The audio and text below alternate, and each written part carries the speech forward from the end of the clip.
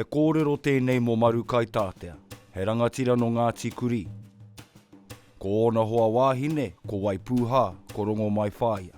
He tamāhine te tokorua nei na hikarairua, he rangatira no Ngāti Kahungunu. Ko te taumautanga tētahi ara e hohou ai te rongo i wainga i ngā iwi.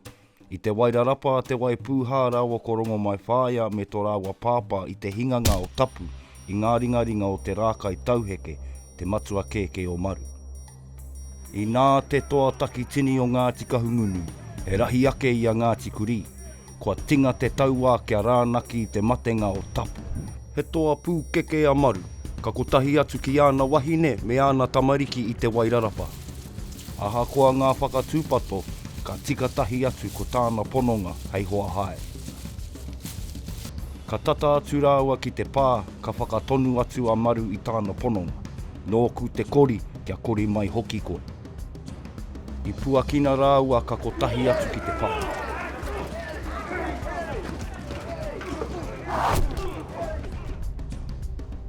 Maringa nui ana a maru i a hikaraeroa rāua ko tana tama a tūmā puhi ārangi i tā rāua pare i ai. Ka kuhu atu ki te pā, ka piritahi anō a maru ki tōna whānau. I te whakatika tauā a Kahungunu, he kupu tāwai ka whiua me te ki atu ki a maru me whati atu rātau ko tōna rahi. Ko ei mate i te mano toa o Kahungunu, ka ngaki i te matenga o tapu. Te hōpi a maru, ko tāna pare mata atu, kua kitea he whakaraerai. Nā whai anō tāna hikaka ki te ārahi i te rahi o Ngāti Kurī ki te puta. Ka hoki a maru me tōna whānau ki tō rātau kāinga ki whātaitai. Ka whakawhiti atu a Ngāti Kurī me o rātau whanaunga o ngai tū haitara i te whanga. Ka tau ki runga o Waifetū i ngā taha tika o te awa kairangi.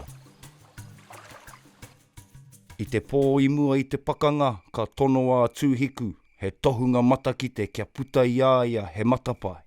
Ko tāna, he toko maha o Kahungunu ka hinga.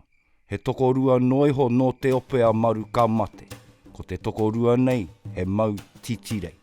Ko te toko rua rā, he rangatira no ngai tū haitara. Arā, ko kahu mataroa, rāo ko marainaka. Ka tohe te toko rua rā, āpea he pā hewa noa. Aha koa te matapai a te tohunga, ka whakarite tonu rāua mo te whawhai. I te mutunga iho o te pakanga, i tika tā tūhiku matapai. Mutu ana te pakanga, ka pāhawa ko tētahi āhuatanga ka tautohengia tonutia i ēnei rangi. Ka kawea e maru ngā tūpāpaku o Kahumataroa rāua ko marainaka ki a hikarairoa me tūmā puhi ārangi. Ko tāna, e kai koe i au, kia kai hoki au i a koe. Ko ngā kōrero he rongorua, hei tā etahi ka kainga ngā tūpāpaku, hei tā etahi atu i metea ki rō pū harakeke. Āpea ko tā maru he whakamaru i te riri o Ngāti Kahungunu i te matenga o tapu. Māna he unu tani whakē nā te whakahere i ngā tūpāpaku o ōna whanaunga no tū haitara. He oiti, i nā te mana o maru, e kore e tohea.